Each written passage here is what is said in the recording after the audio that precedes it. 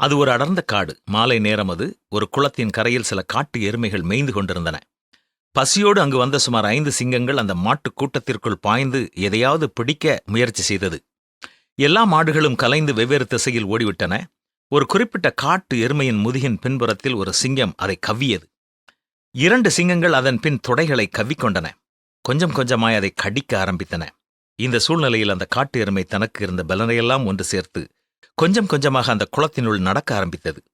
அது கொஞ்சம் கொஞ்சமாய் தண்ணீரினுள் செல்லும் போது அதை கடித்து கொண்டிருந்த ஒவ்வொரு சிங்கமாக மாட்டை விட்டுவிட்டு தங்களுடைய உயிர் தப்பினால் போதும் என்ற நிலைமைக்கு தண்ணீரை விட்டு வெளியே வந்துவிட்டன.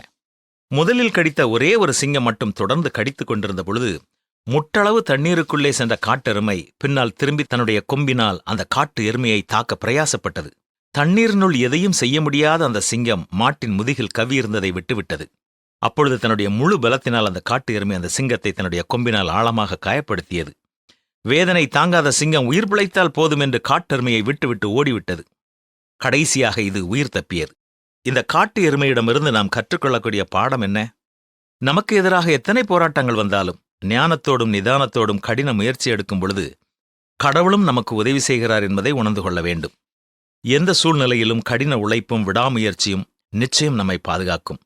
வீண் வார்த்தைகளை பேசிக்கொண்டு நம்முடைய நேரத்தையும் மற்றவர்கள் நேரத்தையும் வீணாக்குவதை விட்டுவிட்டு ஞானத்தோடு செய்ய வேண்டிய முயற்சிகளை செய்ய நாம் கவனமாக இருக்க வேண்டும்.